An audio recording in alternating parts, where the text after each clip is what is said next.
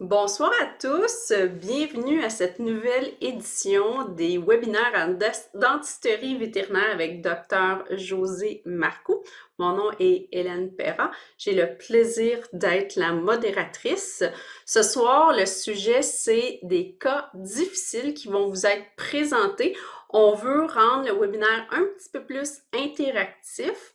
Donc, vous allez voir en bas de votre écran, il y a, moi j'ai la version en anglais, c'est écrit chat, et puis vous avez aussi là, raise hand qui est possible si vous voulez parler and Q&A. Donc, c'est les trois moyens de communication si vous voulez interagir. Dr. Marcoux va vous présenter des cas de ses archives et on va en discuter avec vous. Donc, avant de continuer, vous le savez, si enregistré, ça va être possible de le réécouter ou de le partager. Je vais mettre le lien sur YouTube dans les prochains 48 heures, puis je vais vous faire parvenir l'enregistrement de ce soir par infolettre. Donc, tous ceux qui sont inscrits ce soir, vous allez le recevoir via l'adresse courriel avec laquelle vous êtes inscrit. Première chose. Deuxième chose, je vous annonce déjà tout de suite la prochaine soirée. Donc, ça va être le 7 mars, dans exactement 4 semaines, le lundi, le 7 mars, et on va parler de résorption dentaire chez le chien et le chat. C'est encore une fois à 19 h. Donc, dans l'infolette que vous allez recevoir cette semaine, vous allez avoir le lien de ce soir pour écouter en rediffusion. Vous allez avoir aussi l'invitation pour la soirée du 7 mars, 19 h, où on va parler de résorption dentaire chez le chien et le chat. Aussi, je vais mettre ici là, dans le chat un exemple d'infolette. C'est juste, j'ai souvent la même question qui revient, puis je vais essayer de vous dépanner tout le monde en même temps. Fait que vous voyez, je vous ai mis un exemple d'infolette. OK? Fait que si vous cliquez sur ce lien-là et vous regardez en haut, tout en haut, à la gauche de l'écran, vous allez voir le mot, moi, c'est en anglais, là, c'est Past Issues. Vous cliquez là-dessus, puis vous pouvez voir toutes les infolettes passées. Donc, la fameuse infolette avec les instruments, celle où on donne des exemples de lunettes, lunettes avec la lumière, avec la batterie intégrée, tout ça, ben, vous allez pouvoir les retrouver. Je reviens avec la question que vient de poser. Donc, c'est ça. Fait que si vous voulez regarder, c'est un peu comme des archives. Sur le bout des doigts, ça va me faire plaisir de vous répondre si vous ne les trouvez pas. Mais si vous décidez, là, vous avez une nuit d'insomnie, puis vous êtes passionné de dentisterie, puis cherchez un lien, puis je dors malheureusement, ben, vous pouvez aller dans les past issues et trouver toutes les références des webinaires, puis aussi des références que Dr. Marcoux vous a données. Pour la formation... Pardon? Ça t'arrive de dormir, toi? Oui, un peu. En plus, je suis une bonne dormeuse, oui. Donc, la question maintenant pour la formation continue, la majorité, on le répète à chaque fois, c'est l'OMVQ a changé son règlement, donc maintenant, il n'y a plus besoin de faire préapprouver pour nous d'avance ces formations. Donc, tout ce qui est contenu médical, scientifique, c'est reconnu par défaut quand c'est donné par un organisme avec des spécialistes. On n'a pas le droit d'utiliser le mot spécialiste, malheureusement, pour la dentisterie. Là, ça fait partie des quelques spécialités qui ne sont pas reconnues au Québec. Mais vous comprenez, là, quelqu'un qui a fait une résidence, eh bien, vous pouvez le déclarer à l'OMVQ pour la durée que vous l'avez fait. Donc, si vous vous mettez encore une fois cette nuit, vous souffrez d'insomnie, puis vous regardez tous les webinaires qu'on a fait, je pense qu'on a commencé en mai, ben c'est un par mois, je pense qu'on n'a pas fait de décembre, mais ça vous donne un bon nombre d'heures de formation continue offert gratuitement par Dr. Marcoux. Donc, merci José. Donc, ensuite, on passe à l'introduction. Je vais présenter Dr. Marcoux. Là, vous allez voir, j'ai beaucoup de difficultés à rester avec le Dr. Marcoux parce qu'on a développé une amitié au fil du temps. Donc, Dr. Marcoux, acupunctrice, elle était acupunctrice avant de devenir étudiante en médecine vétérinaire. Elle a été diplômée de la faculté en 2016. Déjà, elle savait qu'elle voulait faire une résidence en dentisterie. Donc, pendant tout son curriculum, elle a vraiment axé sur les stages en dentisterie. Elle a fait son internat, sa résidence à la faculté. Elle a joint l'équipe de Yvette Mobile en novembre 2020. Oui, 2020. On est perdu là, avec la COVID. 2020, elle a déjà passé son board théorique. Il reste le board pratique. On espère que l'Omicron va la laisser traverser en toute sécurité. Sur ce, José, Dr. Marcoux, est-ce que tu veux présenter comment fonctionne ton service pour ceux qui seraient intéressés à t'avoir au sein de leur établissement vétérinaire? Oui, certainement. Fait que la première chose à faire, en fait, c'est de nous faire venir pour une consultation parce que je tiens à voir les petits patients en personne là, avant la chirurgie. J'essaie d'éviter au maximum qu'on ait des surprises le jour de la chirurgie. Là. Donc, je veux les voir avant. Fait qu'il vous suffit de remplir une requête et puis d'envoyer le dossier. Et puis, nous, on va se déplacer pour une consultation les vendredis avec ma technicienne. Et puis, c'est de style drop-off, c'est-à-dire les gens vont vous laisser leur animal le matin. Moi, je vais passer dans la journée. Je vais regarder dans sa bouche. Je vais prendre des photos quand l'animal me permet de le faire. Je vous remets un rapport. S'il y a plusieurs options, je vais le détailler comme il faut dans le rapport pour que le client comprenne qu'est-ce qu'il y a à faire. Je vais vous remettre un estimé ou 2 ou 3, encore une fois, dépendamment des options. Et puis, ensuite, vous pouvez communiquer avec le client, vous lui expliquer qu'est-ce qui s'est passé. Et puis, s'il décide d'aller de l'avant avec un des plans qui a été déterminé, bien, vous remplissez une deuxième requête. Vous pouvez écrire idem un peu partout, là, pour que je vienne une journée de chirurgie. Les journées de chirurgie, c'est mardi, mercredi, jeudi. Et puis, j'arrive avec, cette fois-ci, mes 2 techs. J'ai ma tech d'anesthésie, ma tech de chirurgie. C'est relativement clé en main. C'est-à-dire que l'animal est laissé chez vous le matin. On vous demande gabapentin-stériméa à l'arrivée à la clinique. Puis après ça, on s'occupe pratiquement de tout. On a nos drogues, on a notre matériel d'anesthésie, on a notre matériel de dentisterie. Je vous rappelle si le plan change, mais à part de ça, on reste pas mal dans notre coin puis on s'occupe de tout jusqu'au réveil. Puis à ce moment-là, ben là, je vous retransfère le patient. J'essaie de faire le rapport, encore une fois, le plus détaillé possible pour que le client comprenne et pour vous faciliter la vie. Vous pouvez remettre mon congé directement aux gens et puis le petit patient repart à la maison le soir. S'il y a besoin d'être évalué, je me déplace, c'est inclus dans le frais de chirurgie. Fait qu'encore une fois, un vendredi, je peux me déplacer pour évaluer le patient si le client veut. Des fois, si vous avez envie de faire la réévaluation vous-même, si c'est juste des plaies d'extraction, par exemple, vous voulez m'envoyer une photo, il n'y a pas de problème. Mais si vous voulez que je revienne voir le patient en personne, ça me fait plaisir aussi. Parfait. Et la réquisition, la requête est sur le site web de Yvette Mobile. Maintenant, elle est en haut. Et vous allez aussi la voir dans l'infolette que je vais vous envoyer dans les prochaines 48 heures. Alors, José, tu as le dance floor. Oh. Fait que là, ce soir, s'il y en a qui veulent parler, c'est moi qui vais activer, là, vous levez la main, puis je vais aller à côté, puis je vais vous donner la parole. Donc, si ça arrive des fois que les gens accrochent le piton, puis vous voulez pas parler, faites juste comme, écrivez-moi, non, je me suis trompée, il n'y a pas de problème. Ce serait une première, je pense, que quelqu'un parle. Non, on en a eu. On en a eu? Oh, OK. Oui. D'habitude, tout le monde est trop jet. Bon, fait qu'on va commencer par un petit cas, je ne vais pas dire facile, mais disons classique. On va regarder ces radios d'un chat. Just share screen. Ça s'en est. Radio de chat. Est-ce que vous voyez la radio? Vous voyez encore mon Explorer? On voit ton drive avec tous les numéros de fichiers, mais on ne voit pas la radio. OK, on commence. J'aurais dû faire un PowerPoint, je m'excuse.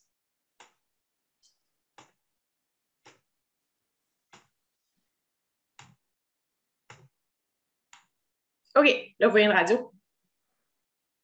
OK. Est-ce que vous pouvez commencer par me dire qu'est-ce que vous voyez comme anomalie sur cette radio?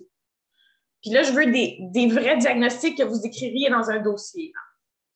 Oh, on a Debbie qui... Ouf, là. Excusez, là, ça demande un petit peu plus de... Oui, là, c'est toi qui te fais bombarder. Hein? Oui, il faut juste... Je vais essayer de gérer mes autres photos. Alors, Debbie, tu peux parler. Oups, elle était sur mute.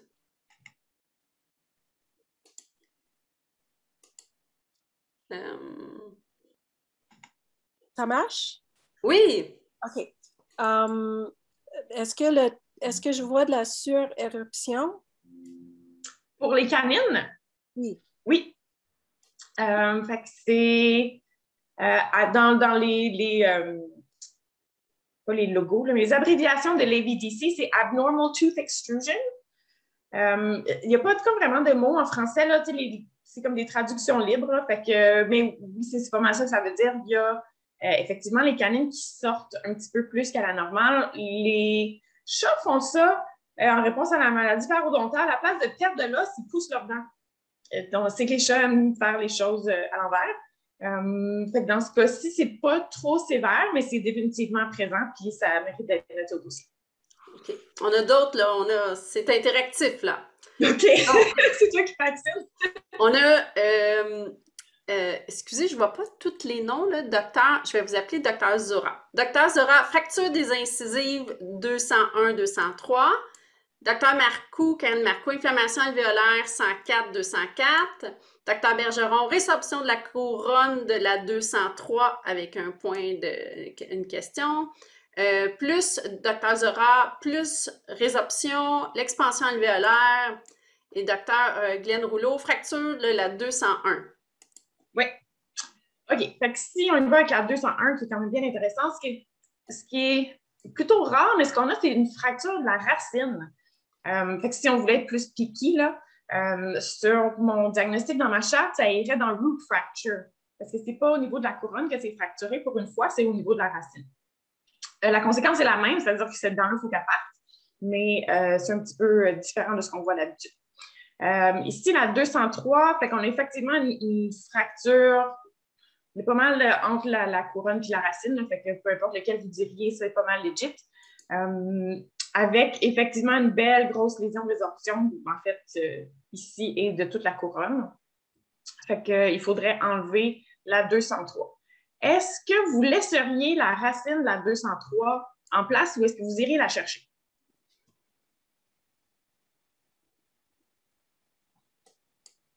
Là, je ne vois pas qu'est-ce que les gens répondent. C'est toi qui as ça. Et on a au moins un vote pour j'irai la chercher, extraction 4. 5 extraction. Sur 100 personnes? Sur combien de personnes, t'as dit? On est rendu 6. Là, on est rendu 57. Extraction des deux. On essaie de l'extraire. Je pense que c'est pas mal. On retire. C'est incroyable les synonymes que vous avez trouvés. Là, on pourrait. Donc, extraction, retire, on l'extrait. Oui, jusqu'à maintenant, c'est toutes les réponses qu'on a. Ben, c'est une bonne réponse. C'est-à-dire qu'on voit encore très bien le ligament parodontal là, partout autour de cette dent-là. Donc, même si elle souffre de résorption, ça serait ce qu'on appelle la résorption de type 1. Et puis, elle mérite donc d'être extraite au grand complet, même si c'est une incisive 3, puis elle est sûrement un petit peu courbée, puis ça se peut, ben, elle a déjà cassé, puis ça va être plein de plaisir. Mais oui, il faut l'enlever au complet. Même chose là, pour la 1, là, on peut bien voir où est-ce qu'elle commence, où est-ce qu'elle finit. Donc, on va aller enlever ça, même si c'est clair que ça va nous rester des mains. Il va falloir aller trouver notre petit bout de racine. Y a-t-il autre chose qui vous achète sur ces incisives-là? Les 4 autres incisives sont top-notch?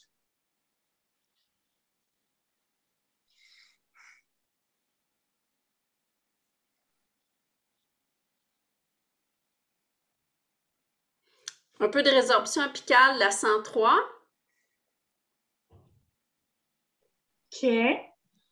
Perte osseuse horizontale 202. Docteur Leblanc. Asturoxane, ça? Marie-Pascale. Ah, OK. Fait que oui, on a vraiment de la perte osseuse horizontale. Fait que la maladie parodontale avec un patron horizontal, pas mal généralisé sur toutes les incisives. Fait que notre os est pas mal à ce niveau-ci. Ici, on voit l'autre ligne grise plus foncée, mais qui correspond à notre tissu mou. Puis ici, donc, c'est notre niveau d'os. Est-ce qu'on se rappelle de nos stades de maladie parodontale? Et je martèle ça à peu près à toutes mes conférences que je donne.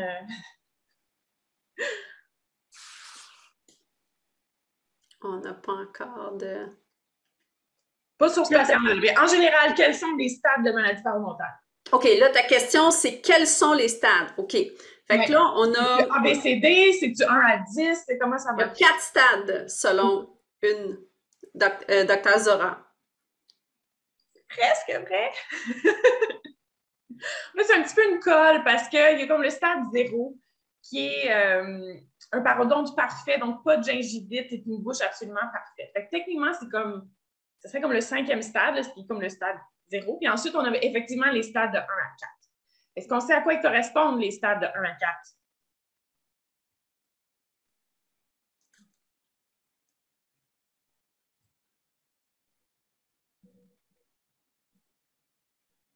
Là, je pense que la question est intimidante. OK. Fait que... c'est gingivite. Oui! Fait que, C'est pas à la radio, fait que si on discutait de stade sur une radio, vous ne pourriez jamais dire qu'il y a un stade 1. Fait que bravo, stade 1, gingivite. Ensuite... Docteur, on a... c'est parce que là, les réponses, je veux juste clarifier. Moi, j'aime pas ça. Là, les réponses viennent à nous, et là, je veux pas dire les noms, puis les gens se sentent mal s'ils l'envoient juste à nous, tu sais. Fait que là, si c'est la bonne réponse, je vais dire le nom, OK? OK, parfait. Comme ça, je vise personne. Donc, on a un stade 2, perdre 25%. Oui, exact. Fait que de 0 à 25. Docteur des hôtels. Après ça, on a aussi stade 2, poche de 1 mm. Oui, en fait, en humain, on va utiliser les millimètres parce que nos bouches sont à peu près toutes la même taille. Sur un animal, c'est un petit peu plus difficile parce que ça dépend de sa taille. Fait qu'une poche de 1 mm sur un chat, c'est déjà un petit peu de perte parce qu'on dit que le sulcus normal est de 0 à 0,5 mm. Par contre, sur un grand danois, une poche de 3, pour moi, c'est la profondeur normale de son sulcus, c'est-à-dire du petit repli de gencive qu'on a tout autour des dents. Fait que en millimètres, ça me fatigue toujours un petit peu. Sur un chat, une poche de 1 mm, ça serait effectivement un stade 2. Mais il faut faire attention. Je ne sais pas qu'est-ce que vous vouliez dire, mais... Donc, on a stade 3, poche plus profonde, 50%, stade 4, plus que 50%. Oui. Fait que, dans le fond, le stade 3, c'est de 25 à 50, parce que tantôt, on avait le stade 2 qui était de 0 à 25. Fait que de 25 à 50. Puis le stade 4, c'est 50 et plus, effectivement. Fait que stade 4, quand vous trouvez une dent qui a un stade 4, c'est poubelle, il faut qu'elle parte. Il n'y a pas de négociation possible. Quand vous avez un stade 2, habituellement, juste un bon nettoyage sous la gencive, c'est suffisant pour que la gencive puisse se recoller et puis la dent peut guérir, le parodonte peut être maintenu. Les stades 3, fait que c'est comme du 25 à 50 %, c'est un peu plus comme un judgment call à faire. Fait que ça va dépendre, je dirais, de la bouche au complet du patient puis de quelle dent il s'agit. S'il me reste une seule incisive dans la bouche du chien, puis c'est une stade 3, ben, je pense que je vais l'enlever. Si c'est une canine, puis c'est une stade 3, puis le client brosse, puis ça fait un moment qu'il est comme ça, puis que c'est relativement stable dans le temps, mais je vais peut-être tolérer son stade 3 encore un petit peu, surtout qu'une canine, c'est à l'avant de la bouche, c'est plus facile à nettoyer, puis c'est plus invasif à enlever. Fait que les stades 3, ça va un petit peu dépendre du contexte si on décide de les traiter, c'est-à-dire de faire un bon nettoyage sous la gencive versus de les extraire. Même chose, si j'ai une 7 au maxillaire qui est une stade 3, puis elle est en train de me faire une belle crevasse, puis elle est en train de contaminer ma 8, qui est ma dent carnassière qui est utile à la mastication, mais je ne vais pas hésiter à sacrifier ma 7, qui est une stade 3, dans le but de garder ma belle grosse dent pour croquer en pleine santé. Fait que stade 3, ça va être à nous de décider là, si on l'enlève ou pas. Donc, nos incisives, avec tout ça, quel stade on leur donnerait? Qu'est-ce qu'on écrit dans notre dossier?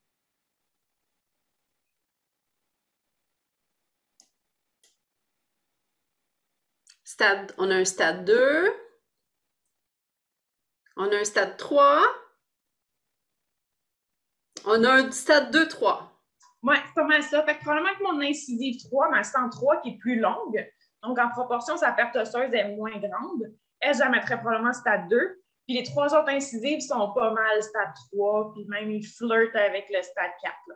Fait que souvent, quand ma radio est borderline comme ça, ben, je vais laisser la clinique me faire prendre ma décision. Ça veut dire, des fois, la radio n'est pas super belle, mais cliniquement, on n'a pas vraiment de poche. Tu sais, c'est le tissu mou comble bien là, jusqu'à la jonction amélo-sémentaire, jusqu'au cou de la dent.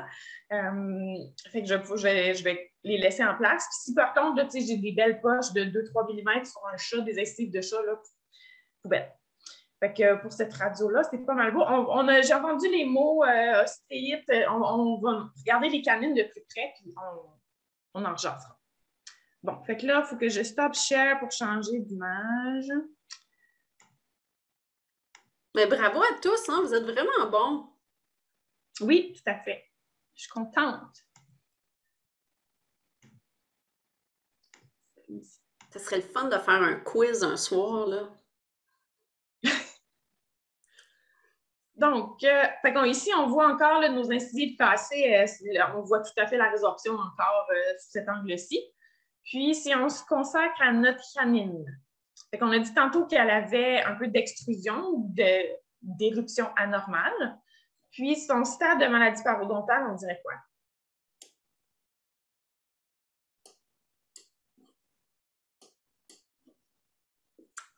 On a un 2. 2. On a un 2. 2.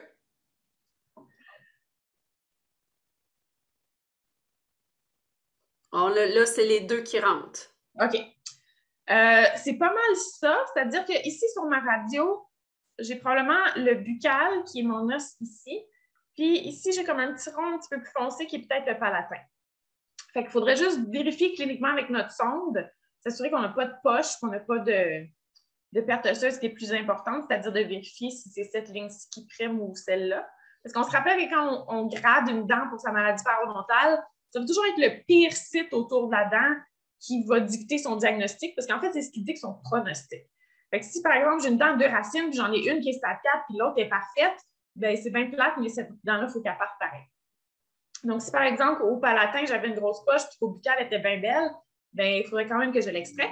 Mais donc, si on se fie que notre os est ici, c'est effectivement un stade 2, puis même si elle est ici, là, stade 2 avancé, 3 timide. Mais oui, je ne pense pas que j'irais extraire cette dent-là. Vraiment, là, on a quand même un ligament parodontal ici. Je n'ai pas particulièrement de résorption. C'est un petit peu fuzzy ici, mais ça ne me stresse pas. Puis en plus, le piqué de ma radio n'est pas super beau. Là. Donc, pas mal ça pour cette canine-là. Elle resterait probablement en place. Advenant que je n'ai pas de poche clinique. Bon. Ici maintenant.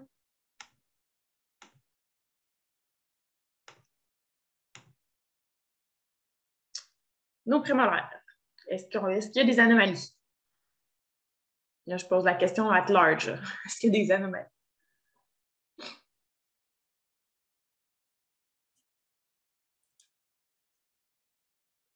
Oui, il y a des résorptions, lésions de résorption. Good job! Je n'étais pas sûre si vous alliez les voir. Fait qu'ici, sur la 6, on a une petite bouchée qui est prise. Mais sur la 8 aussi, là, le foncé sur la couronne, là, c'est vraiment très, très, très louche. On peut aller voir dans le champ hein, parce que c'est sur la couronne, fait que probablement qu'on le verra avec nos yeux. Des fois, c'est un petit peu tricky parce que ça va être au lingual, c'est-à-dire que juste en dessous dans les lèvres, on ne l'avait pas vu, mais là, si on se met à regarder avec nos loupes, là, soudainement, au palatin, au lingual, on voit un beau gros trou. Fait que oui, cette dent-là, il faudrait l'extraire. Est-ce qu'on l'extrait au complet ou on peut laisser les racines?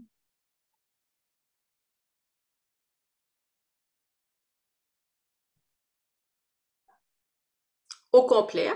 On a une fois. Au complet, au complet. Oui, on voit notre ligament parodontal Au ici. complet. Puis ici, fait que oui, c'est encore une type 1, on enlève. On l'enlève partout au complet. Puis, fait qu'on enlève notre 6, on enlève notre 8. C'est sûr que 9, quand on enlève la 8, des fois, c'est un petit peu un collateral damage. Parce que juste en mettant notre élévateur ici, la petite dent, une racine souvent à part, puis à quel point est utile à la mastication une fois que la grosse 8 est partie. Là. Fait que disons que c'est au choix du chef à décider si on laisse la 9 une fois qu'on a extrait la 8. La 7 sur la radio, du moins, elle a l'air assez belle, fait que peut-être qu'elle a des chances de pouvoir participer à la mastication, même si la 8 est partie.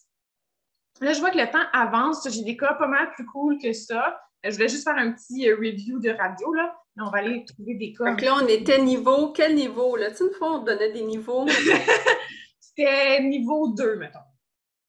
Tu sais, c'est de la paro et de la résorption, c'est quand même fréquent. Mais juste des radios, c'est tout le temps tough. Puis souvent, on a eu comme aucune formation de radio, là. Les vêtements généralistes, là. Fait que good job pour avoir appris à les lire. Fait que là, on s'en va à quel niveau? Juste nous préparer psychologiquement. Ah, c'est encore un 2.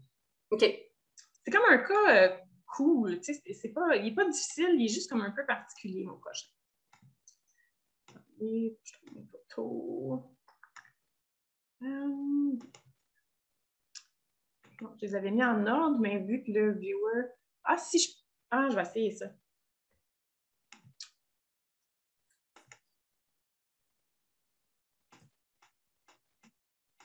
Ah oui. Les autres sont en ordre, fait que je pense que je vais être capable de juste cliquer sa petite flèche puis faire avancer les autres. OK. Fait qu'on a ce beau chien qui est présenté avec ça. Vous écrivez ça comment dans votre dossier, une lésion comme ça? Ça c'est quand même un niveau 3, subtilité. Slab, là, je vois slab fracture 208. En fait, c'est exactement ça, mais c'est pas comme un diagnostic. Ça, c'est comme le mot que tout le monde utilise, là, mais officiellement, c'est pas comme un vrai terme médical. Là, j'ai fracture verticale, longitudinale. Je vois ça souvent dans les rapports, fracture longitudinale. Je sais pas d'où ça vient. Je sais pas s'il y a eu quelqu'un... Non, oups, c'est vertical, la personne... Mais je vois ça pareil quand même souvent dans les dossiers de détresse. Fracture complexe sus-gingivale 208. OK, on se rapproche. Fait que les mots comme longitudinal, je ne sais pas d'où ça vient. Comme je dis, je ne sais pas s'il y a des profs avant moi qui ont passé. C'est pas comme un terme que je connais officiellement là, dans les termes de l'EVDC. Fait que je suis tout le temps comme un peu surprise de voir ces mots-là. Je ne sais pas. C'est une belle description. C'est pas dans les termes officiels. Fracture en biseau de la 208, complexe radiculo-émail. OK, là, je commence à avoir des mots, je commence à comprendre ce que vous voulez dire. Pourquoi complexe?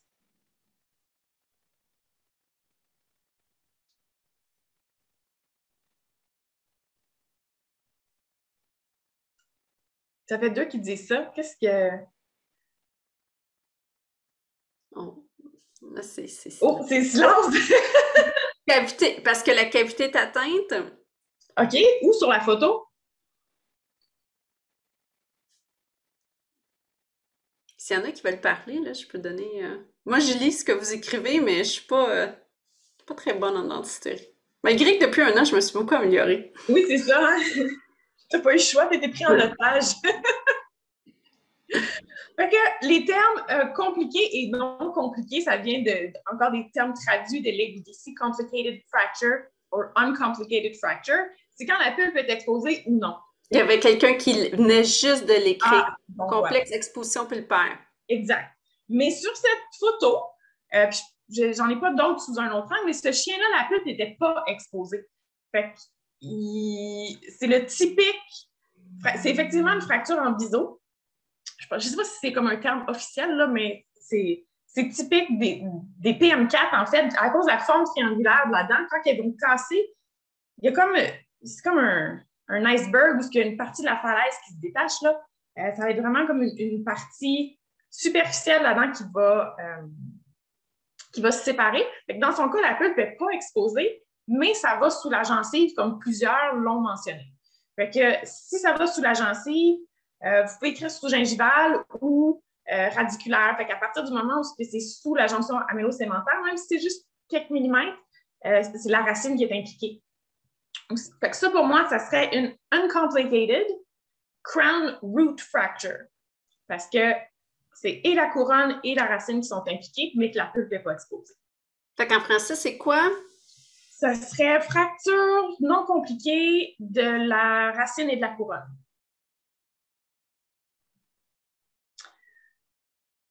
Qu'est-ce qu'on fait avec ça?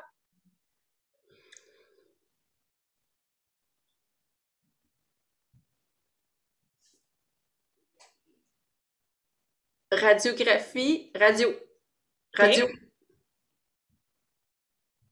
Qu'est-ce que vous attendez à voir à la radio? Extraction, Implique la racine. OK, parfait. Pulpite possible. Oui. Oui. Traitement de canal, abcès à la radio, référé. Référé. Ben, Ça si marche la tout. pulpe n'est pas exposée, on est... c'est des cas un petit peu plus touchés. C'est-à-dire que c'est effectivement possible que la dent soit morte, juste du fait qu'elle ait reçu un coup, parce que clairement, elle a reçu un coup si elle a été cassée. C'est un peu comme une commotion, c'est-à-dire la pulpe, elle vient tout enflée, mais là, elle n'a aucune circulation collatérale, elle s'étrangle, puis elle meurt.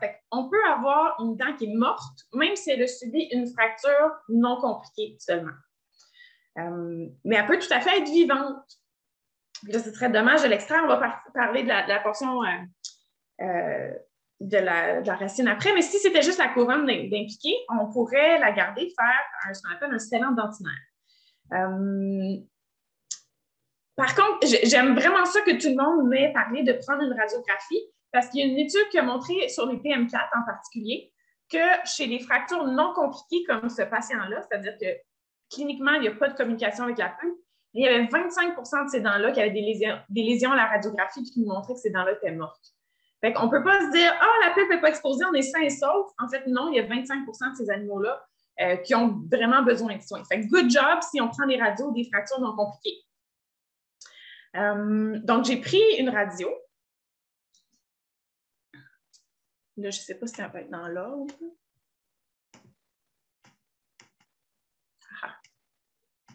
J'ai fait un scellant, mais je vous l'expliquerai après. Ah, je suis en train de tout vendre mon punch. OK, stop share, stop share! Qu'est-ce qui est arrivé, là? Ça, c'est mes photos sont pas dans le bon ordre.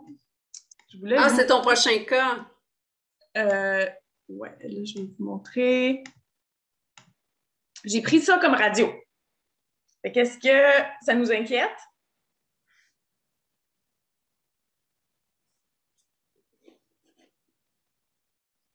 Non. Parfait. On a un nom. On a un nom à surveiller. On a un nom.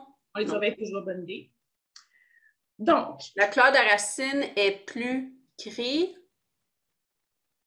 Oui, en fait, probablement qu'au niveau mésial, fait que là où j'ai mon curseur, j'ai deux racines. Hein? Puis là, ça donne qu'elles sont une vis-à-vis l'autre, fait qu'elles ont probablement l'air plus denses juste par superposition que ma racine distale. Fait que ça ne me stresse pas. Donc, effectivement, je me suis dit que cette dent-là était vivante. Puis, j'ai opté pour le scellant dentinaire. J'ai un petit peu triché sur ce patient-là. C'est-à-dire que oui, la fracture allait sous la gencive, mais ça s'arrêtait au bourrelet des mains. Fait que ça s'arrêtait à la jonction racine-couronne. Et puis, ce patient-là n'avait pas de maladie parodontale nulle part ailleurs dans sa bouche. Fait que je me suis dit que même s'il y avait c'est comme une micro-poche là, un petit bourrelet de rien du tout, probablement qu'il s'en sortirait avec un scellant. Je n'avais pas envie d'extraire cette dent-là juste parce que la racine allait sous la gencive, mais je dois dire qu'elle arrêtait au bourrelet des mains. Si elle avait impliqué la racine sur quelques millimètres, là, j'aurais arrêté, mais quand je tassais la gencive, je voyais que la fracture arrêtait juste là. Donc, j'ai fait un scellant dentinaire. Fait que le scellant dentinaire, ce qu'il va faire, c'est qu'il va boucher les tubules, parce qu'on sait qu'une fois que l'émail est parti, bien, la dentine, elle est exposée, mais elle est tubulaire si on la regarde au microscope. D'ailleurs, j'ai des articles, c'est de toute beauté, on dirait des coraux. C'est tout irrégulier, puis c'est plein de petits trous et les bactéries peuvent rentrer. Donc, on fait un scellant dentinaire. Ça évite aussi la sensibilité dentinaire. Je ne sais pas si certains de vous en avez. Soit quand on boit quelque chose de chaud, quelque chose de froid, puis ça nous zappe, là, ça, c'est de la sensibilité dentinaire, c'est vraiment pas le fun. Faire un scellant, ça empêche ça. On a une question. La fracture doit-elle être très récente pour le scellant dentinaire? C'est un petit peu un débat, ça. Fait que, normalement, je vais vous dire que oui, mais je vais souvent moduler aussi en fonction de l'âge du patient.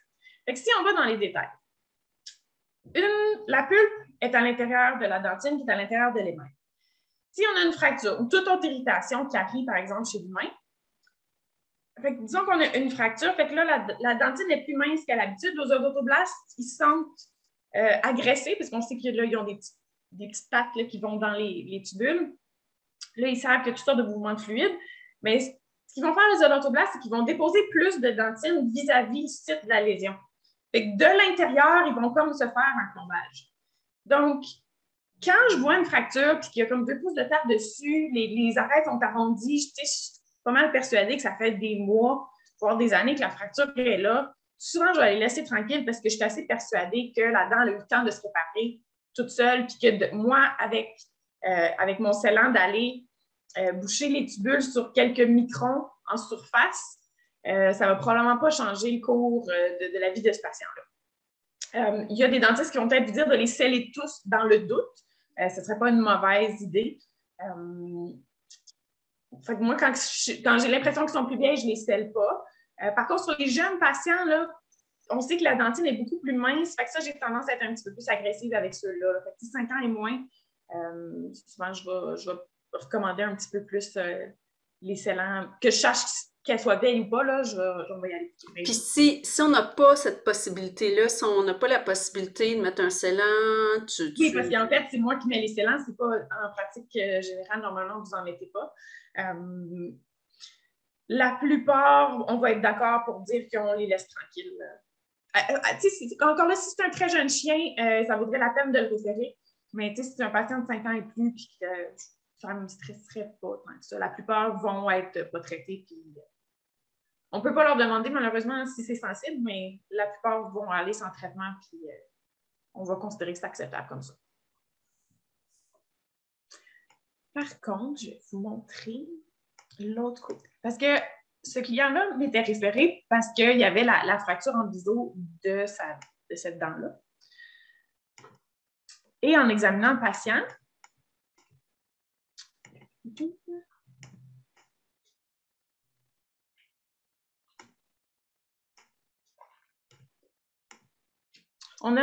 je me dis, la PM4 de l'autre bord est juste une petite affaire de rien chipper elle aussi. Fait que ça serait une fracture non compliquée de la couronne seulement. Fait que là, je dis, est-ce que le client veut que je scelle celle-là aussi? Fait que là, le vet rappelle le client, il dit oui, pas de problème. Fait que là, je me dis, je vais quand même prendre ma radio d'un coup, d'un coque, mais tu sais, officiellement, là, il y a comme 1 mm d'émail de partie, là, c'est rien, là. Je pense que vous savez où je me on a un commentaire ici que la pulpe est exposée. Est-ce que c'est le cas? Non. Je vais vous le montrer en gros, là. C'est juste de la saleté ici. Là, j'ai pas de point rouge ni de point noir. C'est du tartre. Puis, de toute façon, on voit la forme que cette dent-là devrait avoir. Là, c'est à peine 1 mm qui a été cassé. L'autre dent était fracturée beaucoup plus sévèrement que celle-ci. Et puis, qu'est-ce qu'on avait à la radio?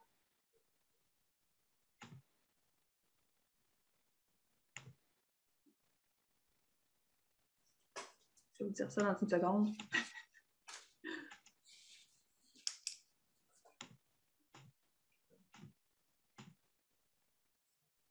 Si vous voyez ça,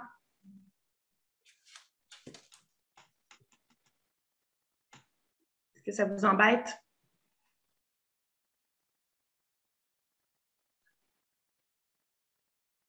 Oui. Là, on a plein de commentaires. Oui, là, ça roule. Là. Début d'abcès, abcès racine caudale, extraction, abcès radiolescence racine caudale. Oui. Radiolucency, fait que, ouais, une radiotransparence au niveau de la racine distale de la 108, définitivement. Au niveau des racines médiales, on ne voit rien de particulier. C'est peut-être parce qu'il n'y en a pas présentement ou peut-être parce que la superposition fait qu'on ne les voit pas. Mais à partir du moment où le canal pulpaire est infecté, il est infecté partout. Puis même en retirant la dent, il y avait un super granulome au bout de cette racine-là. Donc, c'est juste pour vous faire tirer la leçon que même les petites fractures non compliquées qui ont l'air super innocentes, ça peut être un problème chez les patients. Puis, je me suis tellement félicitée parce que ce patient-là venait juste pour le scellant puis il n'avait pas voulu avoir des radios complètes de toute la bouche. C'est par hasard que j'ai vu l'autre. J'ai fait « Ah, elle est chippée, maintenant, il faudrait la checker. » J'ai comme insisté. Puis, j'ai trouvé l'abcès. Mais sinon, ce patient-là serait reparti de ma table avec ça dans la bouche, puis personne ne l'aurait jamais su. Ça aurait été vraiment très dommage. Fait que faut pousser pour les radios toute la bouche. Puis, donc, même les dents qui ont l'air bien innocentes peuvent causer des problèmes. On a des commentaires. Oui. Okay, attends une minute. Je vais juste loader mes autres photos en attendant, mais... OK, attends. Est-ce qu'on aurait... Attends, là, il faut juste que je recule. Oh. Est-ce qu'on aurait pu faire un traitement de canal? Oui, on aurait totalement pu. Fait que ça, c'est intéressant. Les lésions périapicales à la radio ne sont pas une contre-indication au traitement de canal. C'est-à-dire qu'une fois, ça en quoi ça consiste, le traitement de canal, moi, j'ai enlevé avec des petits limes. Je n'ai pas de photo, mais je pourrais m'en trouver. Fait que je vais faire des petits trous au niveau de la couronne le plus petit possible. Puis avec des petits limes, je vais aller tout chercher ce qu'il y a dans le canal pulpaire. Fait que dans ce cas-ci, il y a 3 racines. Fait que je vais faire 3 trous. Je vais aller dans mes 3 racines, mes 3 canaux pulpaires. Je vais utiliser des limes de plus en plus grosses jusqu'à avoir oblitéré tout l'espace de la pulpe, puis même agrandir un petit peu la dentine pour gratter tout ce qui peut être contaminé. On se rappelle que c'est des tubules. Fait que toutes les petites alvéoles, là, je vais aller enlever ce qui est là-dedans. On désinfecte, on remplit d'un matériel inerte. Donc, normalement, il peut se poser avoir d'infection au niveau de la dent. Et ce qui se passe au niveau de l'os, donc, a le potentiel de guérir une fois que la source d'infection a été retirée. Parce que votre os, lui, il est bien vascularisé, il peut se défendre. Il y a le potentiel de guérir la dent, elle, non, parce qu'une fois que la pulpe est morte à l'intérieur, mais il n'y a plus personne, il n'y a rien qui se passe, puis il n'y a pas de vascularisation, les globules blancs ne peuvent pas se rendre. Fait que tant et aussi longtemps qu'il y a des bactéries à l'intérieur du canal pulpaire, il n'y a rien qui peut se rendre là pour aller l'enlever, à part l'extraction au traitement de canal. Fait que oui, les lésions périapicales ont le potentiel de guérir suite au traitement de canal, qui ne sont pas une contre-indication. Ouh, quelqu'un va parler? Oui, alors, docteur Vallon, je vous devais mettre on mute, mettre sur c'est bon. son. Oui. C'est bon, c'est bon, Oui. on m'entend? Oui, on m'entend. Oui. Voilà. Alors, c'est juste une petite remarque clinique, c'est parce que le côté gauche, il n'y a pas de tartre du tout, ça n'a pas été détartré. Non, la photo a été prise avant que ça soit détartré. D'accord, parce que le côté gauche, il n'y a pas de tartre du tout. Du côté droit, il y a du tartre. Donc, je ne sais pas, quand c'est un petit peu asymétrique comme ça, moi, j'ai tendance à penser que le chien, il a mal du côté où c'est entartré.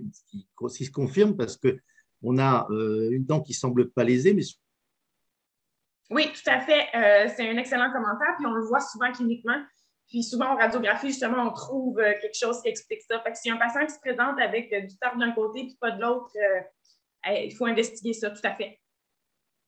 Merci. Là, je ne sais pas, en voulant baisser la main, j'ai peut-être fermé le droit de parole. Sincèrement, on est moins habitué de donner les droits de parole. Donc, si vous voulez encore parler, je ne sais pas si c'est le docteur qui a voulu arrêter de parler en même temps que j'ai cliqué baisser la main, mais faites-moi signe, je suis sincèrement désolée. On apprend. On avait aussi d'autres commentaires. On voit aussi que la dent est morte en comparant la grosseur de la pulpe versus les autres dents. Oui. Par contre, sur un animal déjà âgé, la différence est vraiment moins flagrante. C'est-à-dire que si j'ai une dent qui est morte sur un patient de 2 ans, fait que je vais avoir un gros canal pulpaire, puis disons que le patient est rendu à 5 ans, fait que les autres dents vont avoir un tout petit canal, puis il va y avoir une dent qui va avoir un gros canal, ça va être très évident. Par contre, si le chien a déjà 7 ans, puis que c'est déjà des petits cheveux dans toutes les dents, puis que sa dent meurt aujourd'hui, puis que je prends les radios à 10 ans d'âge, la différence entre les tailles des canaux pulpaires ne va pas être très, très évidente chez ce patient-là. Fait que c'est un signe que ça peut être mort, mais c'est... Quand on voit ce signe-là, on est confiant que la dent est morte, mais si on ne le voit pas, ça ne veut pas dire que la dent n'est pas morte. Et puis, l'autre chose aussi, c'est que les dents déposent de la pulpe, ça prend des mois. Donc, si la dent est morte, disons, dans le dernier 2 mois, bien, c'est sûr qu'on n'a pas le temps de voir une différence. Fait que c'est un signe qui est super le fun quand on le remarque, mais il ne faut pas nécessairement dormir sur nos 2 oreilles parce qu'on l'a pas vu. Parfait. Il y a une question de moi. Ça prend combien de temps de faire un traitement de canal? En ce moment, pour moi, c'est à peu près 3 heures. Pour passer mon board, il va falloir que je coupe ça de moitié. Fait que je vise 1h30 éventuellement. C'est sûr qu'une dent, ça dépend. Une dent 3 racines, c'est 3 fois plus de travail parce que j'ai 3 racines à aller travailler, tandis qu'une canine ou une incisive va en avoir seulement qu'une. Une canine, évidemment, c'est beaucoup plus long qu'une incisive. Fait que, ça va dépendre de la sorte de dent. Là. Petite canine de chat aussi, c'est droit, c'est court. C'est beaucoup plus facile qu'une canine de chien. Fait que ça dépend des dents, mais c'est trop long encore pour mes boards. Faut que je prenne la vitesse. OK, on a encore un cas de traitement de canal de dents cassées qui est vraiment cool. Je suis plus screen. OK. Bon, je vais aller droit au but parce qu'il est déjà moins quart. On a cette dent-là chez ce patient.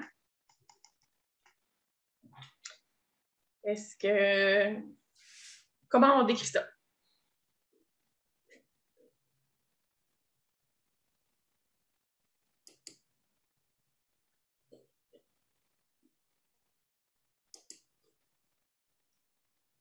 Attrition.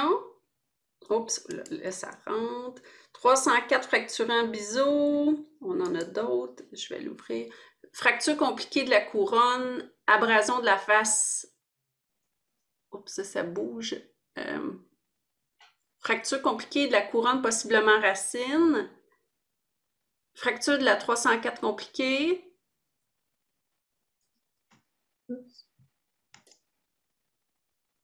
J'essaie de récupérer mon... OK. Fracture verticale compliquée. OK. 304 fractures en biseau.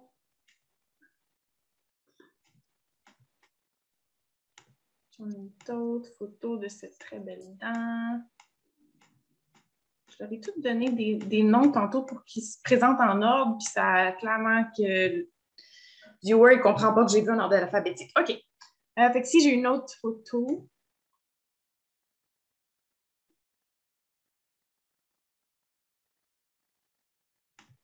Puis j'en ai une autre ici qui est très intéressante. On pourrait la tourner dans le bon sens, là. OK. Donc, on a effectivement de l'attrition. C'est-à-dire que, excusez, j'ai cliqué ici. Le fait que la dent ici est très, très, très droite, en fait, on a vérifié avec l'occlusion de la dent du haut. Puis le fait que ça soit usé noir, là, c'est vraiment typique qu'il y avait de l'attrition sur ces deux dents-là cognées ensemble. C'est probablement ça qui a causé, ou du moins qui a prédisposé à la fracture. Donc, on a effectivement de l'attrition. On a une fracture de la couronne. Elle est compliquée, cette fracture-là, parce qu'on voit le petit point noir où on le voyait très bien là, sur l'autre image.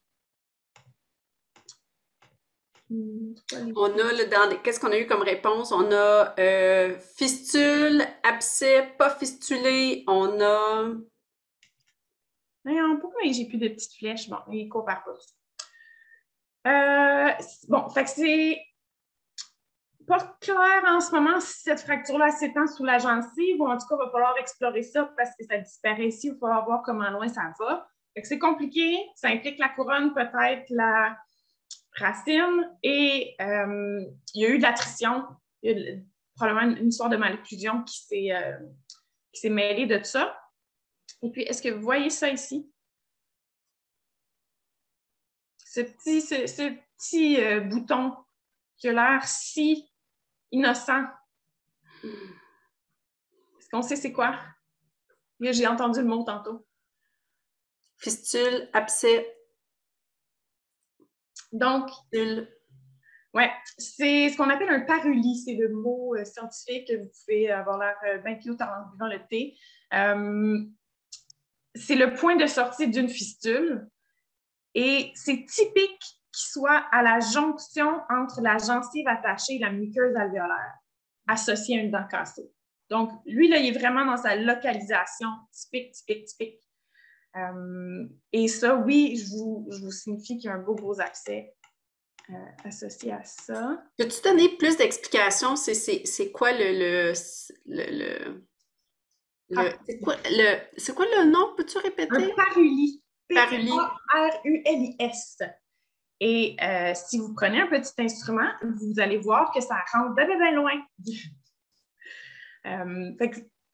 En fait, je vous le dis parce que là, il était anesthésié, le patient, c'était bien facile, mais c'est le genre de choses dont il faut être à l'affût sur un patient réveillé parce que ça nous indique qu'il y a un abcès, puis ce patient-là a besoin d'être traité parce que cette dent-là était fracturée depuis des années. Puis les clients étaient comme plus ou moins conscients là, de ce que ça représentait chez leur animal de compagnie. Donc, ça rentre ici. Et puis, j'ai même... Puis, c'est quoi la fréquence? C'est-tu genre, oh mon Dieu, on est content d'en trouver un ou ça arrive régulièrement? C'est pas si fréquent. Fait que oui, on peut être content quand on en trouve un. Je vais juste vous montrer la radio. Ben moi, je suis tout le temps contente, là. Je suis comme, ah, regardez comme c'est beau!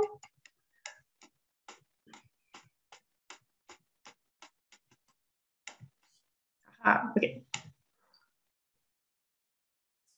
Je vais retrouver ma bonne radio. Donc, le petit instrument que je vous ai montré tantôt, en fait, c'est un cône qu'on appelle de Gutta Perca. C'est ce que j'utilise dans mes traitements de canal, en fait. C'est un matériel inerte, mais ce qui est le fun, c'est que c'est rigide, mais un petit peu flexible. Ça a un bourron. Fait que c'est le fun pour mettre dans des fistules parce que ça ne blesse pas, ça plie un petit peu. Et c'est radio-opaque. Fait que n'est-ce pas l'instrument parfait pour retracer des traits de fistule. Tu peux répéter le nom tranquillement? Oui, Gutta, G-U-T-T-A, espace, Perca ou Percha, ça dépend, personne le prononce pareil, là, c'est comme pas clair comment le prononcer, P-E-R-C-H-A. C'est basé d'un arbre de Gutta machin chose. C'est le matériel inerte dont on remplit nos traitements de canal. J'ai des vêtres là, qui m'en ont déjà demandé. Ils m'ont dit, t'en as-tu? Parce que eux autres aussi aiment ça, faire leur trajet de fistule avec ça des fois. Puis, évidemment, vous achetez pas ça parce que vous ne faites pas des traitements de canal, mais je m'avais comme laissé une dizaine. C'est bien pratique, justement, vu que c'est radio-opaque. Ça peut être le fun aussi quand on a une racine fracturée puis on ne sait pas trop où, puis on veut mettre un marqueur. Ben, à la place d'une aiguille, on peut mettre ça, mais vous pouvez utiliser c'est des aiguilles. Donc, on peut voir que mon Gutta Perca se rendait vraiment à l'apex de la racine. Donc, il n'y a pas de doute que la fistule provient de cette racine-là et de cette dent-là. Là, ça, je ne sais pas si je peux jouer, mais l'autre est plus concentré. Est-ce qu'il y a une autre problématique avec l'autre 404 canine? En fait, le Tradiola est inversé parce que c'était la... Non, elle n'est pas inversée du tout, ça, c'est la 304. Mais on va continuer de parler de la 304.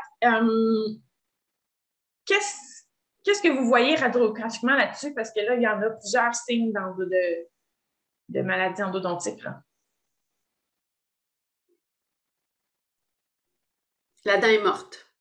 Oui, pourquoi? Pourquoi?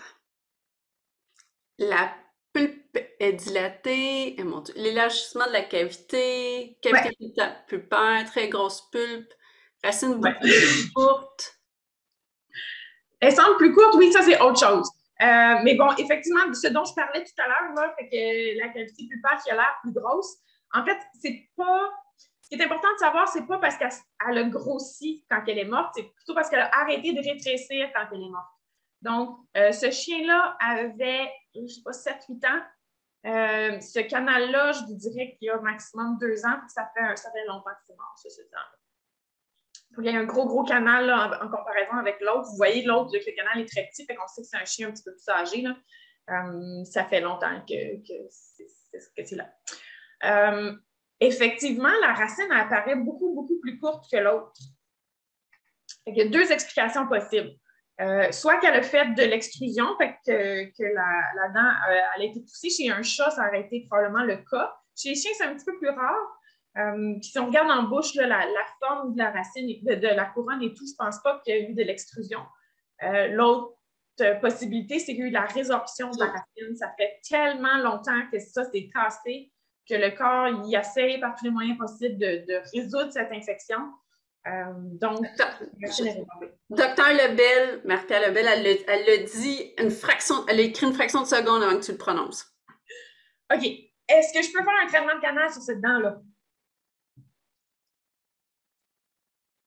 Moi, j'ai l'impression de dire non, mais là, je suis complètement incompétente. Là, mais ça me tiraille de ne pas participer. Allez-y! Non, on a un oui. On a plus de non que oui.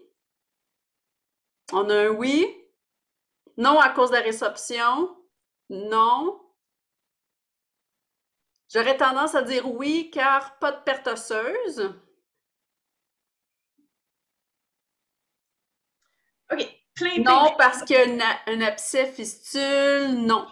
Un autre, non. Bon, fait que je suis contente d'avoir présenté ce cas-là. Fait que on rentre vraiment dans les subtilités là, des fractures dentaires. C'est pas un super candidat pour un traitement de canal. Fait que le fait que c'est fistulé ça me dérange. Parce que je vous ai dit qu'une lésion périapicale n'est pas une contre-indication absolue et c'est vrai. Par contre, quand on baigne dans le pus, c'est un petit peu plus touché parce qu'il pourrait y avoir des bactéries qui ont colonisé l'extérieur de la racine, pas juste l'intérieur du canal où moi j'ai accès, mais bien l'extérieur. Et puis, on sait qu'une fois qu'un biofilm est installé, ça peut être plus difficile pour le corps de guérir ça. Fait que c'est possible, mais le pronostic est moins certain. C'est-à-dire que normalement, je vous dirais que les traitements de canal ont un pronostic de plus de 90%. Sur une dent qui est en présence de fistules, ça tombe dans les 60-70. Si les gens sont motivés, je le tenterais. Par contre, j'insisterais fortement à réévaluer ce patient-là radiographiquement là, de façon plus serrée. D'habitude, on dit OK, ils reviennent dans 1 an ou 2 ou peu importe. Habituellement, on est assez confiant que même s'ils ne reviennent pas, on se dit bon, 90% de taux de succès, pas de problème. Mais sur un patient comme ça, si les gens insistaient pour avoir un traitement de canal, c'est-à-dire sur une dent qui est fistulée, si les gens insistaient, ça pourrait être fait, mais j'insisterais pour qu'il soit réévalué, disons, dans 6 mois puis dans 1 an, puis je suivrais un petit peu plus rapproché. Par contre, antibiotiques, qu'est-ce qu'on fait? Oh! Si j'étais pour extraire cette dent-là,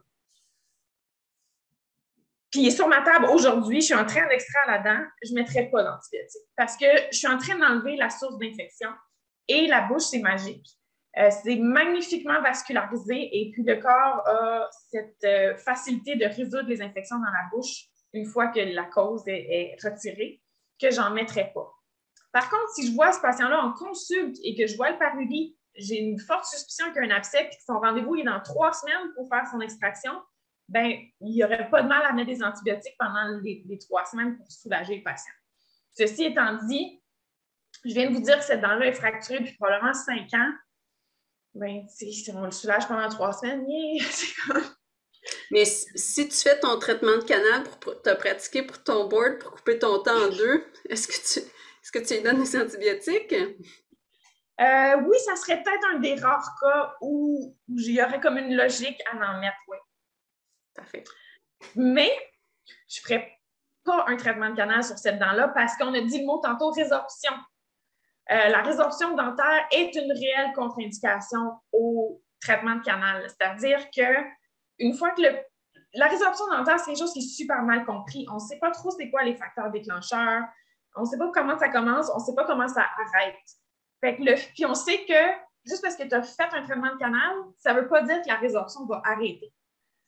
Donc, ça se peut qu'il continue de résorber sa dent. Mon traitement de canal, je veux dire, le client va investir, je ne sais pas, 2000, 2500 $ là-dedans, puis ça se peut que dans 6 mois, on l'enlève. Ça serait vraiment très décevant. De plus, là, on ne le voit pas trop sur la radio, mais dans la réalité, je me dirais, est-ce que mon apex il est vraiment présent? Est-ce qu'il y a un fond à cette dent-là ou est-ce que le canal pulpaire passe tout droit, étant donné que la dent a comme été mangée par le fond? C'est-à-dire que moi, quand je mets mes produits dans la dent, mon matériel inerte, puis même avant ça, il faut que je mette de l'eau de javel, puis je désinfecte. S'il n'y a pas de fond dans ma dent, je déverse tout ça dans les tissus. En humaine, c'est une catastrophe, là, des accidents d'eau de javel là, chez les patients. Googlez ça, là, vous allez voir des photos horribles si vous ne voulez pas dormir ce soir. Puis ensuite, vous voulez écrire à Hélène en milieu de la nuit. Donc, il faut que j'aille un fond pour pouvoir faire un traitement de canal. Donc, la résorption, pour cette raison-là, la résorption dentaire est une contre-indication au traitement de canal. Encore une fois, si les gens étaient incroyablement motivés, je pourrais faire un traitement de canal chirurgical, c'est-à-dire que je pourrais faire une incision dans le mandibule, aller enlever un petit bout d'os, aller trouver ma racine, puis faire un traitement de canal rétrograde, faire un fond, bref. Il y a toujours moyen, là, mais ça coûterait des milliers de dollars. Puis honnêtement, si ce n'est pas un chien de travail, je ne ferais pas ça sur un patient. Fait que, bref, tout pour vous dire, petite parenthèse, il y a toujours moyen de faire quelque chose sur des gens motivés, là, mais des fois, il faut aussi se demander si ça vaut la peine. Là. Donc, lésion périapicale, pas une contre-indication absolue. à un traitement de canal, mais résorption, oui. Vas-y, Hélène. Question clindamycine, 10 mg kilo, une fois par jour. C'est-tu ton antibiotique de choix? 2 fois par jour. 2 fois par jour. Pour des infections d'os, ouais.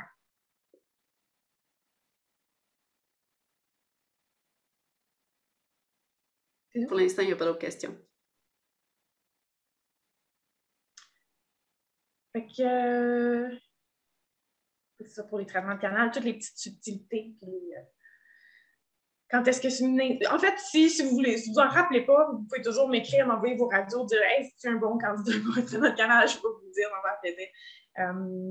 Mais c'est juste pour vous dire, là, les fractures, tu sais, si on se rappelle, compliqué, on extrait, pas compliqué, la plupart du temps, c'est correct, puis encore là, il faut vérifier. C'est bien beau, mais il y a encore bien des subtilités là-dedans là, qui fait que on peut s'occuper de nos petits patients. Puis sinon, cette chienne-là avait aussi une fracture de sa cèpe, puis elle a elle aussi résorbé sa racine.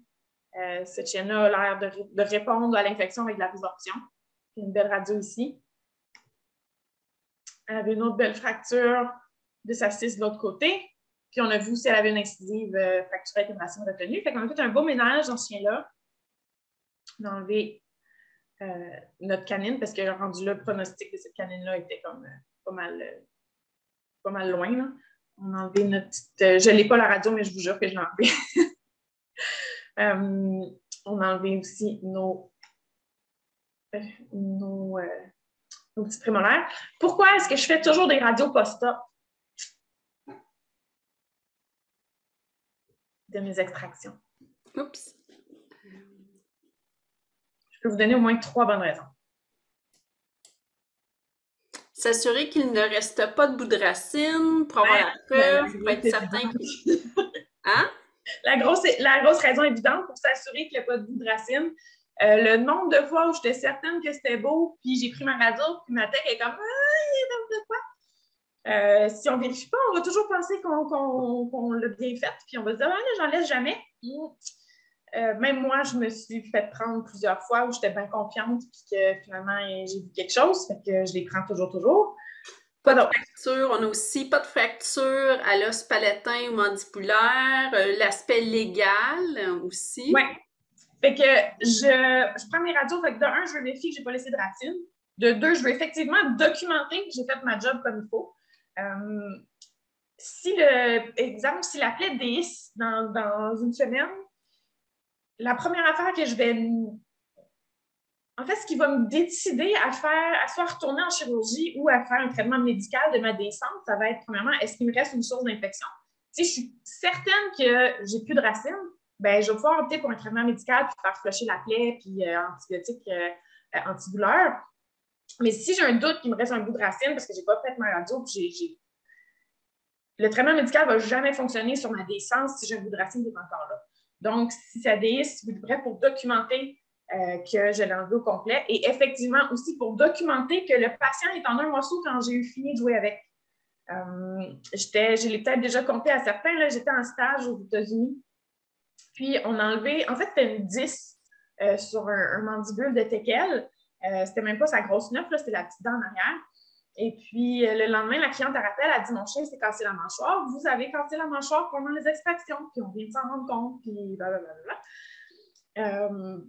Le vet est allé chercher sa radio post.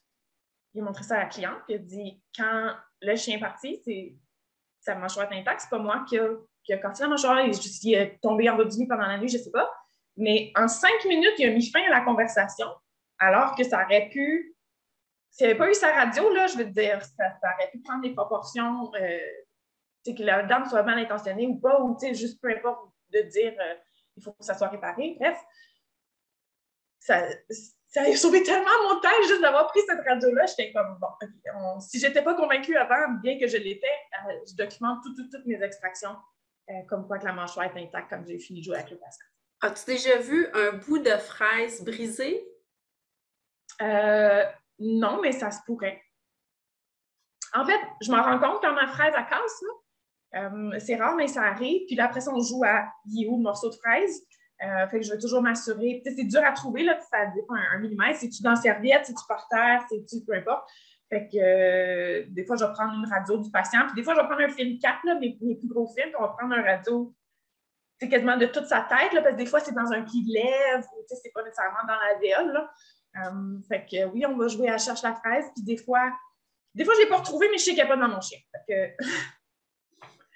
Fait que, ça m'est jamais arrivé, mais c'est une autre raison aussi de prendre nos radios si jamais on a un bout de fraise ou quelque chose de cassé dans le patient, il faut le retrouver. Tout ça, by the way, là, tous les commentaires, ça ne vient pas de moi. Hein? C'est vraiment, on a des participantes extraordinaires ce soir qui ont plein de bons commentaires. Donc, vous ne les voyez pas tous puisqu'il y a l'option de l'envoyer juste à nous. C'est tout. Moi, pour l'instant, est-ce que là, il était 10, j'en fais un autre? On en fait un autre. C'est à vous de voter. Oui, on a un oui. Okay. De toute façon, ceux qui doivent quitter ont des histoires à raconter aux enfants. Exactement. Vous pouvez quitter et je vais vous envoyer le lien enregistré bientôt. Donc, on a un oui, là. OK. Est-ce que vous voulez un cas classique pour apprendre quelque chose? Vous voulez un cas super weird que vous ne verrez plus jamais dans votre vie mais qui est un peu cool? OK, on vote. Un weird ou un classique? Un classique? Oui. Oh, là, je pense que tu vas écrire pas les deux, là. C'est comme 50-50. Ah, je pense que chez Chocolat Favori, on aura un chocolat classique ici. OK. On a un classique et un weird rapido. Ça, j'aime bien. Bon, je peux le faire. Ça, c'est les gens qui ont de la difficulté à faire des compromis. C'est comme moi, ça. OK. Bon, là, on a vu que d'avoir mis mes photos en ordre, ça a comme servi à rien. Hein? On va essayer ça.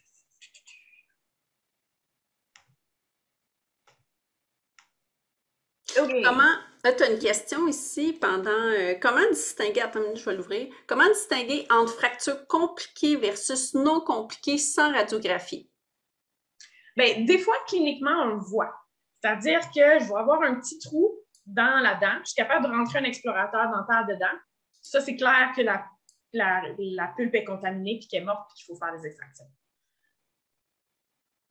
Par contre, c'est ça, ça nous prend la radio pour voir si on a une lésion périapicale, si on a de la résorption, puis avant notre extraction, mais pour voir si nos racines sont courbes ou s'il y a quelque chose qui va nous causer des problèmes à l'extraction. Mais des fois, cliniquement, on le sait déjà. Tantôt, le chien, sa canine était cassée tellement courte que même si je ne voyais pas le petit point, je veux dire, ça ne peut pas faire autrement que d'être compliqué, cette fracture-là. La racine est tellement... la dent est tellement cassée courte, c'est sûr que la pulpe est exposée. Donc, comme truc, compliqué égale exposition de la pulpe. Oui. Égale petit trou. Des fois, il faut gratter un petit peu, là, parce que quand ils sont vieilles, là, ils ont réussi à rentrer plein de débris, là, puis c'est jam-pack, mais souvent, en grattant avec notre explorateur, on se rend compte qu'il y a un petit trou. Là, je vais poser une question stupide. Écoutez, je m'assume, là, j'ai 47 ans, là, mais le petit trou, il est blanc ou noir? Souvent, il est noir parce qu'il est taché. Il peut être rosé aussi. OK. OK. Fait qu'on a une belle masse dans notre chien. Ça, c'est le cas classique. Oui, c'est le cas classique. OK. Fait qu'on a une masse, ça provient de la gencive. Ça a comme la même texture que la gencive. C'est ferme. C'est recouvert de gencive, c'est pas ulcéré. C'est un petit peu irrégulier comme ça. Puis ça a sa base large. Là. C'est comme... Tu peux-tu mettre plus gros, s'il te plaît? Fait que là, ta question. C'est quoi? Ah mon Dieu, un épuli. Ah non, c'est out, là. On a ici une tendance. Moi, j'aime ça, les tendances. Attends, on a plusieurs réponses. Donc, on ne peut pas utiliser épuli, mais on a plusieurs. Hyperplasie gingivale en raison de l'inflammation, un bourgeon dentigère, je ne sais pas si c'est... Un kyste dentigère. Hein? C'est kyste dentigère, probablement. Oui, un fibrome. Aïe, on en a beaucoup. Ça serait proche. J'ai pas entendu encore le mot. Acantome. Non, ça, c'est pas ça. J'essaie de voir. Améloblastome, papillome, une dent engloutie. C'est sûr, c'est un cas classique, c'est un peu inquiétant, là. Bon, mais je suis contente d'avoir présenté. Le dent engloutie, c'était Je sais pas. 305, il faut faire extraction. Mélanome amélanotique. OK. Bon, fait que l'améloblastome acanthomateux, c'est ça que vous essayez de dire. Améloblastome acanthomateux. My God, oui, il y a quelqu'un qui l'écrit. Oh, nice. Docteur S'il y avait des points, j'y en donnerais. Payette. Docteur Payette. Bravo. Mélanome amélanotique, c'est aussi dans le diagnostic différentiel. Mais c'est pas la première chose qui me vient en tête. J'ai dit ça provient de la gencive, mais c'est aussi recouvert de gencive, c'est pas ulcéré, c'est ferme. Puis voilà. Fait que, tu sais, les mélanomes ou même les améloblastomes, ça va être mouchi, puis ça va rarement être beau en surface. C'est comme irrégulier, puis c'est comme ça se feinte un peu, puis c'est pas comme friendly. Ça, c'est comme une boule de gencive bien ferme. Puis, je vais vous montrer la radio. Oups. Bon, il ne veut vraiment pas coopérer avec moi aujourd'hui. Bon, les radios étaient peut-être avant. Là, il va falloir que tu nous dises c'est quoi le mot à part épuli qu'il faut dire, là, la nouvelle tendance. Fini les épulis. Comment? C'est fini les épulis. Puis qu'est-ce qu'il faut dire? En fait, épuli, tout ce que ça veut dire, c'est genre masse. Fait que c'est pas un diagnostic, puis ça veut dire comme tout puis rien, puis le terme a été comme vraiment abusé pendant des années, fait que c'est vraiment... ça veut dire comme tout puis rien, fait que chaque tumeur a leur propre nom et aucun contient le mot épuli ou presque. Fait qu'il y avait l'épulie acanthomateux qui a été remplacé par améloblastome acanthomateux. Fait que c'est encore plus de lettres au Scrabble. Sinon, tous les autres termes auxquels je pense, puis même ce que ça va être, cette masse-là, il n'y a plus épuli dans le nom. Mais le plus fréquemment quand on utilisait épuli, c'est remplacé par quoi? Ça va être probablement lui. Fait que l'épulie acanthomateux, qui est une tumeur odontogène qu'on rencontre parfois, qui est remplacée par améloblastome acanthomateux. Et puis, il y a notre petite amie, que personne n'a l'air d'avoir trouvé le nom, qui est notre...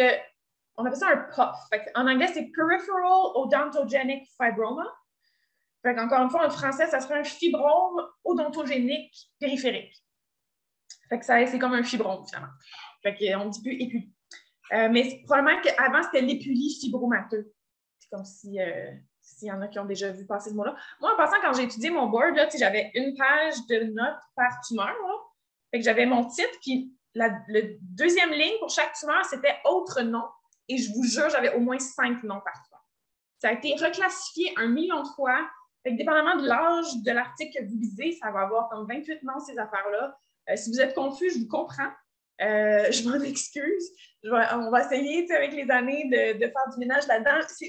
Les tumeurs odontogènes, ça a été classifié, reclassifié, c'est vraiment le bordel. Fait qu'à la radio, il y avait l'air de ça, c'est-à-dire de pas grand-chose. Des fois, ils vont avoir l'air un petit peu de petit popcorn calcifié. Fait que c'est typique de notre fibrome odontogénique périphérique.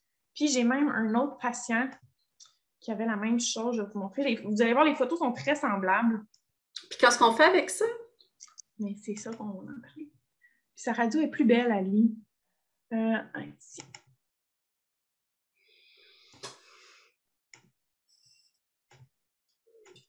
Fait que lui, vous voyez le petit popcorn en radio, là. Fait que même chose, c'est une masse gingivale, ferme, pas ulcérée. Voilà. C'est beaucoup associé aux canines. Bon. Fait que la façon de gérer une masse orale en clinique. Idéalement, on biopsierait tout avant de les retirer. Parce que quand ça ressort malin, fait que mélanome, améloblastome, améloblastome, c'est comme entre malin et bénin, mais bref. Ça peut être plein d'autres affaires. Ça peut être des mastocytomes, un ostéosarcome, un carcinome spinocellulaire, ça peut être un POF. Ça peut être plein de choses. Puis, tant qu'on ne sait pas c'est quoi, le danger, c'est d'aller l'enlever et pas de prendre les marges appropriées. Ou d'aller prendre trop de marge quand finalement on aurait pu s'en tirer avec pas grand-chose. Donc, ce qu'on veut, c'est identifier la masse avant de la retirer. Ceci étant dit, Ça exige 2 anesthésies, des coûts reliés à ça, etc. Alors, on sait que dans la vie, on ne fait pas toujours les choses idéales.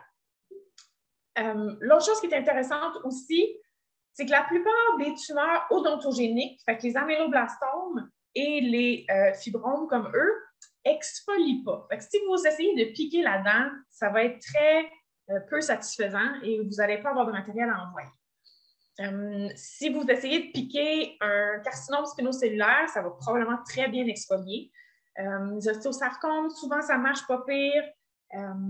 Mélanome, ça exfolie assez bien, mais souvent, ils vont juste vous dire tumeur des cellules rondes. Fait que, tu sais, des fois, ils ne vont pas se prononcer, surtout si amélanotique, là, c'est encore plus difficile pour eux de les identifier. Fait que, si on pique dans une masse, des fois, ce n'est pas satisfaisant. C'est juste pour vous dire ça. Évidemment, ça ne coûte pas cher. On peut faire avec le patient réveillé, on peut toujours le tenter, mais ça se pourrait que ça ne revienne pas de diagnostic. La biopsie, elle va normalement toujours, en tout cas, si elle a été bien prise, là, supposée revenir diagnostic. Fait que les POF, qu'est-ce qu'on fait avec un POF? Fait qu'une fois que j'ai confirmé que c'était un POF, ce qu'il faut savoir de ces petites tumeurs-là, fait qu'elles sont très typiques des grands chiens, c'est souvent associé aux canines, c'est bénin, c'est-à-dire que ça n'a aucun potentiel d'envoyer des métastases. Par contre, c'est à croissance lente et c'est toujours à des endroits un peu tannants comme ça. Et si on ne fait rien, ça va pousser jusqu'à ce que l'animal le croque quand il ferme la bouche. Et là, ça va devenir ulcéré, juteux et toutes sortes de belles choses parce qu'évidemment, si vous croquez dans votre masse à chaque fois que vous fermez votre bouche, ben là, ça va devenir infecté et dégueu.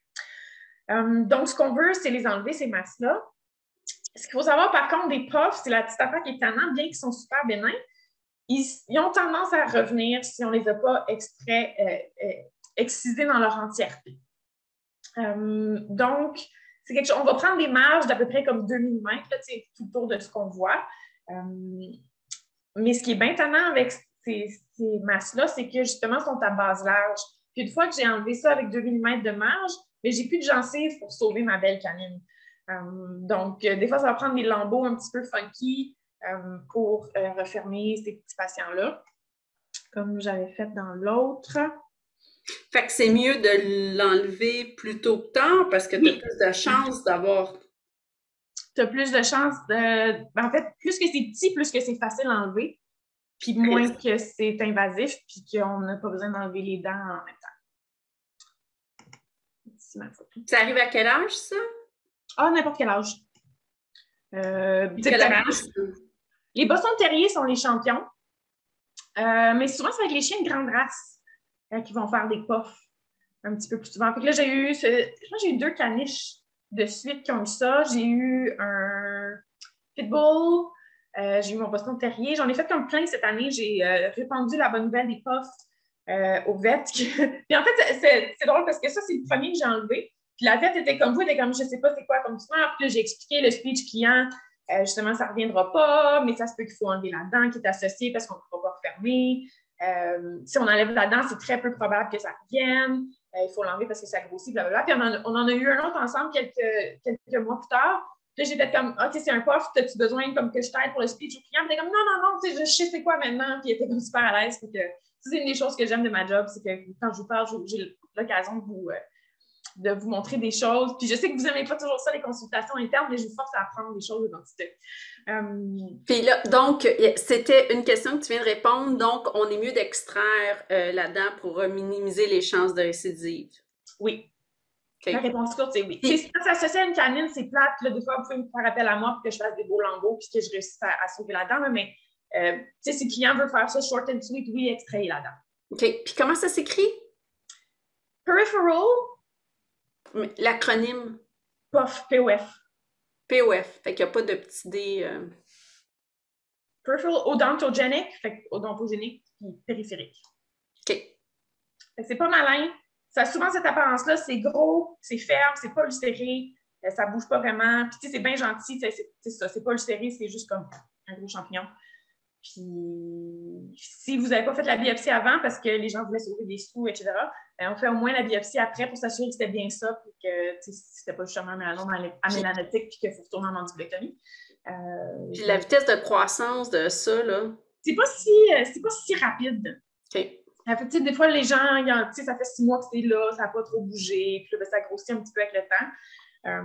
C'est sûr que pour moi, une masse d'1 centimètre dans une bouche, 1 centimètre de gencive, pour moi, c'est aussi gros qu'un stade, là, parce que c'est prends ton lambeau 2 fois et demi pour remplir ça, c'est comme énorme. Mais si les gens veulent extraire les dents, c'est pas trop difficile, puis on peut juste s'assurer d'enlever autour. Puis c'est ça, l'apparence à la radio, là, ça va être typique, là, un petit peu calcifié. Ouais. Une question aussi. Un mélanome amélanotique. Oui. Pourrait-il avoir cette apparence ou en général, on s'attend à avoir un déchaussement dentaire? Ça pourrait, oui, avoir l'air de ça. Souvent, ils vont être plus smooshy. C'est un beau terme scientifique, plus qu'il est tard, mais les postes sont vraiment fermes, puis les mélanomes vont être plus de type tissu mou. Puis la surface des mélanomes va être en général moins belle, mais tu sais, ça reste une impression. Puis tu sais, même moi, je ne me vante pas de pouvoir avec mes yeux faire un diagnostic. Je vais toujours recommander la biopsie. Mais oui, ma collègue Dr. Prou, elle a fait un mélanome amélanotique il n'y a pas longtemps. Puis quand elle m'a montré la photo de la tumeur, justement, j'ai dit améloblastome, puis jamais que j'aurais pensé que c'était un mélanome amélanotique. Ils sont tricky, eux autres, ils ont vraiment l'air de rien. Okay. Même je pensais fibrosarcome avant mélanome, ça a comme l'air de pas ça. Donc, question, si les marges ne sont pas clean, propres, mais que la dent est retirée, ça va régresser ou ça va revenir? Ou... Souvent, bon, là, il y a comme la controverse là, dans le domaine de la pathologie dentaire. Il y en a qui disent que ça provient du ligament parodontal, il y en a qui disent que ça provient du ligament gingival. La plupart du temps, le risque de récidive quand la dent est enlevée est considéré comme faible. Puis considérant que ça croît lentement, si, mettons, ma biopsie revient et ça dit que c'est pas complet, mais je sais que j'ai enlevé la dent puis j'ai refermé, tu sais, je vais surveiller le chien, là, mais je ne m'attends pas à ce que dans 3 mois, ça soit revenu. Tu sais, ça se peut que ça prenne 2-3 ans avant de repousser. Fait que, dépendamment de l'âge du patient, il y a peut-être le temps de mourir de d'autres choses. C'est comme ça ne va pas me stresser particulièrement si j'ai pas de marge. C'est tannant, là, mais je sais que c'est pas malin. Puis au pire, il va y avoir une nouvelle bosse. Là, ça sera pas une affaire super compliquée à gérer. Fait que je ne retournerai pas en chirurgie, c'est ça que j'essaie de dire. J'attendrai de voir si ça repousse. Puis en fait, j'en ai fait plusieurs mois où les marges étaient pas saines, puis j'ai quand même bien dormi. Parce que j'avais enlevé la dent, puis je me suis dit ça. Puis les gens étaient corrects avec ça parce qu'ils préféraient sauver la dent puis risquer ça plutôt que d'enlever la grosse canine dans certains cas. Fait que là, on n'a plus de questions pour... Là, tu veux-tu faire ton cas weird? Ouais, je suis un peu inquiète, là. Qu'est-ce que tu vas nous sortir? Ils sont super belles, mes radios de cas weird. Alors, le cas weird. Premièrement, comment tu définis weird pour ce cas-là? Est-ce parce qu'il est rare, parce qu'il était une présentation totalement atypique, ou tu veux pas donner d'indices? Parce qu'il est rare. Ce qui est rare, OK. On a encore 53 personnes en ligne. Il est très typique, en fait, pour ce que c'est. OK, il est très typique, mais il est rare. Oui, c'est ça. C'est-à-dire que les photos que je vais vous montrer, puis finalement, du patient étaient très typiques. Mais, tu sais, c'est comme, à part les dentistes, il y a personne. Si quelqu'un me sort le nom de la tumeur, là, je ne sais pas ce que je fais, mais je vais être vraiment impressionnée. Puis, tu nous donnes-tu un petit peu de détails du... Oui, non? Là, je joue dans les photos. Là. Fait que c'était un chat. Bon, j'ai pas share la j'excuse. De 1 an et demi. Fait que déjà, il n'y a pas comme 36 tumeurs qui arrivent chez les chats de 1 an et demi. Et puis, une dent manquante. Dans tout ça, sa canine, elle n'a jamais fait éruption.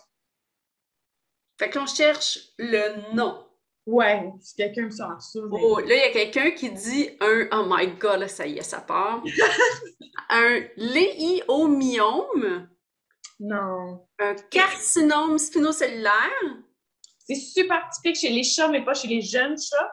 Ça n'aurait pas une apparence aussi circonscrite, puis c'est pas associé à des dents incluses, donc non.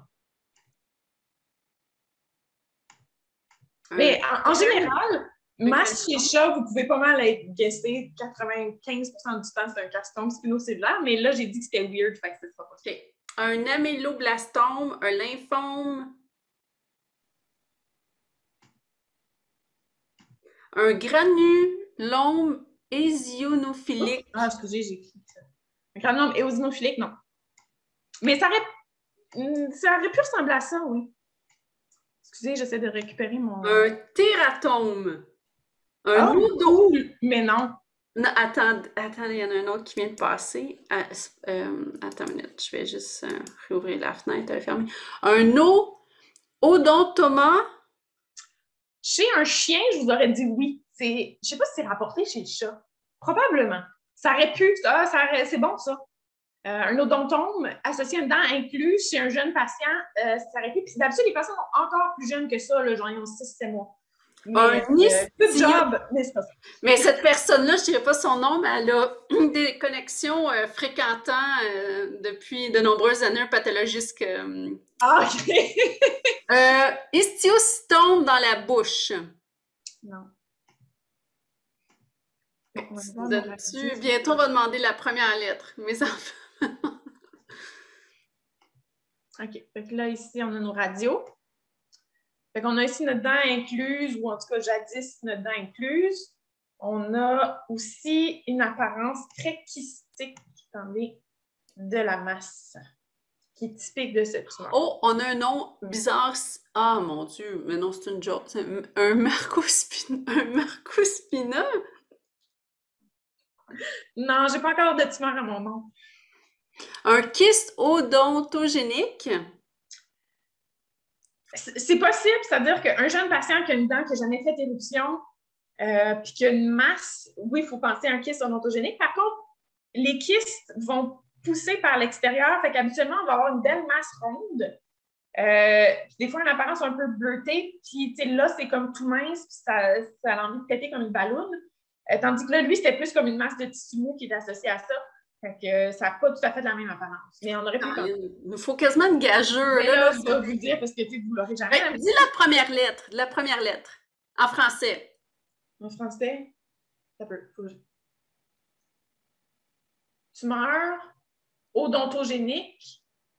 Oh, on a un sarcome labial. Non. C'est associé à sa dent, c'est pas associé aux lèvres. OK. C'est une tumeur odontogénique, quelque chose.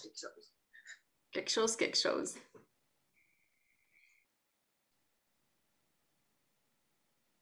Inductive féline. Inductive? Féline, ouais. On appelle ça un FIOT. C'est un Feline Inductive Odontogenic Tumor. C'est comme le deuxième ou au moins le deuxième que je vois dans ma carrière. Donc, depuis que je fais juste de la dentisterie, depuis ma résidence, là, depuis 5 ans, c'est mon deuxième. Peut-être 3, mais en tout cas, au moins 2. Fait qu'on n'en voit pas souvent, mais c'est typique des jeunes patients, moins de 2 ans. Puis là, ces gens-là, ça faisait 6 mois que c'était là, puis c'était beaucoup plus petit, puis là, par le temps qu'il est venu me voir, c'était quand même assez gros. On a fait une mandibulectomie sur ce petit poulet-là. Là, vous avez vu, c'est comme tout, tu sais, les kystes, là, ça avait tout fait comme des ballons dans le mandibule. Par contre, qu'est-ce qui est cool, c'est que ça aussi, c'est une tumeur. Fait que la très grande majorité des tumeurs odontogéniques n'ont pas le potentiel d'envoyer des métastases. Donc, une fois qu'on s'en est débarrassé, je veux dire, le patient il est débarrassé de ça. Puis, donc, c'est pas quelque chose qui infiltre, c'est quelque chose qui repousse dans le cas des FIOT. Et donc, j'ai été capable de peler les tissus mous sur la tumeur. Là, c'était très démarqué. Là. Fait qu'on a enlevé ça. On a enlevé ça. Puis, on a fait une petite mandibulectomie. Là, c'est son petit menton. Qu'on a eu fini. Oups! Ah, je voulais tourner. Je m'excuse. J'ai accroché le mauvais bouton. Voilà. Son petit menton, quand on a eu fini. J'étais capable de garder les freins des deux côtés. Il y a quand même une petite face de petit mandibule court. J'étais aussi capable de sauver les caroncules, fait que normalement, pas de sialocèle. Puis, il était pas mal beau après. D'autres photos? On a un commentaire. Très cool. Est-ce que tu peux répéter le nom? Fait que Feline, c'est juste Feline. Inductive, fait que inductif. Inductive. Je l'écris là. Odontogenic, Odontogenic fait qui provient des dents. Tumor. tumor. Fait que ça de son petit nom. F-I-O-T. Ouais. Puis en anglais, en français, ça serait tumeur odontogénique inductive féline. Fait qu'une soif. C'est plus cool en anglais. Puis ça, quand c'est tout petit, comment tu fais pour le différencier? Ben, en fait, ce qui aurait pu alerter les gens ou les vets, c'était que la canine n'a jamais fait éruption. Fait que déjà, une dent qui ne fait pas éruption, ça mérite une radio. Honnêtement, sans histopathe, probablement qu'au départ, ça aurait été très difficile à différencier d'un kyste odontogène, puisqu'on aurait probablement vu, ça a tendance à lobuler, ces affaires-là. Fait qu'on aurait peut-être vu une radiotransparence associée à la dent incluse, fait qu'on aurait tout à fait pu penser à un kyste. C'est pour ça qu'on nous dit toujours envoyer nos kystes en histopathe, même si c'est un peu académique, là, mais genre une fois sur 1000, vous allez tomber sur un tumeur. Là, je vais poser une question stupide, là, ça vient de moi, c'est pas personne, je m'assume. La dent en dedans, elle a l'air de quoi? Elle a l'air d'un petit pain de... Elle est là, parce qu'on le voyait à la radio, il y a encore des mailles, elle est comme toute déformée, mais elle est là. OK. Question, tu as retiré 404 aussi? Oui, parce que j'avais peur que ça traverse la symphyse, parce qu'il était comme tout... sur la radio, on le voit, là, la démarcation n'est pas claire, fait que normalement, on recommande 1 cm de marge, fait que sur un mandibule de chat, 1 cm, ça va vite. À l'histopathe, ils m'ont fini par me dire que ça n'avait pas traversé la symphyse, fait que là, tout le temps, j'aurais pu en laisser plus. Mais voilà. Et puis, est-ce que c'est malin, bénin? C'est bénin, dans le sens que ça n'enverra jamais de métastase. Comme vous voyez, localement, c'est plutôt ravageur, là, fait que clairement, il faut s'en débarrasser parce qu'à long terme, l'animal n'aura plus de mâchoire. Mais c'est la même chose que les améloblastomes acanthomateux, c'est-à-dire que c'est très destructeur localement, mais ça n'envoie aucune métastase. Avec 1 cm de marge, le pronostic est excellent. Est-ce que c'est très douloureux? Aucune idée. Je ne pense pas qu'on a cette information. Puis, est-ce qu'il y a des races qui sont plus prédisposées? C'est tellement rare, on n'a pas cette information-là. OK. Mais c'est les jeunes patients qui, c'est les dents qui ont pas fait éruption. Ça pourrait vous mettre la puce à l'oreille. Super. Si vous voyez ça une fois dans votre carrière, ça va être beau. Est-ce qu'il y a d'autres questions? Parce que là, on arrive. Là, ceux qui ont écouté jusqu'à la fin. Oui, c'est notre record de monde, mais c'est notre record de durée. Oui, de durée. Vous allez pouvoir écrire 1h30 dans votre rapport quand la plateforme, je pense que la plateforme de la OMVQ, en tout cas à l'heure que le 7 février, je pense qu'il était en transition vers la nouvelle plateforme là, pour gérer les membres, mais vous allez pouvoir écrire 1h30. Donc, y a-t-il d'autres questions? Ah oui, donc il est donc préférable de toujours biopsier, même si apparence bénigne et pulie, et envoyer les masses en histopathe? Oui. Parce que, je vous dirais, la plupart du temps, ça finit par être ce que je m'attendais à ce que ça soit, mais une fois de temps en temps, je me fais avoir. Puis j'en ai eu c'est un autre cas super weird. J'étais certaine, c'est un vieux teckel de 12, 13 ans, je ne sais plus trop, là, genre vieux comme le monde, grosse lésion au niveau du mandibule, là, il n'y a plus d'os dans tout ça, puis la vette, elle m'envoie, elle dit, c'est clair que c'est une tumeur, je suis comme ostéosarcome dans le haut de ma liste. Ça a sorti dysplasie fibreuse, de machin truc, d'affaires bizarres, c'est tellement rare qu'il y a comme 3 cas rapportés dans la littérature. Mais bref, ce patient-là n'allait pas mourir, fait que j'étais très contente de ne pas l'avoir euthanasié ou d'avoir fait une mandibulectomie. Fait que de temps en temps, on se trompe. Fait que la morale de cette histoire, faites toujours des biopsies, mais la plupart du temps, les clients vont refuser, vont vouloir que vous fassiez ce qu'il y a de moins cher. Fait qu'on va être pogné pour aller en biopsie excisionelle. Mais on recommande toujours, dans mes rapports, vous allez toujours voir, je recommande en premier lieu la biopsie. Si les clients ne le font pas, ben moi, je leur ai dit. Est-ce que tu recommandes la biopsie au punch? Oui, quand c'est pas osseux, là, puis c'est du sumo, puis qu'on peut, c'est facile les punches. Les pathologistes ont l'air d'aimer ça, parce que ça écrase pas les tissus, ça fait des belles carottes, c'est facile à refermer, on fait un petit point. J'adore les punches, c'est magique. Parfait, bonne question. Y a-t-il d'autres questions?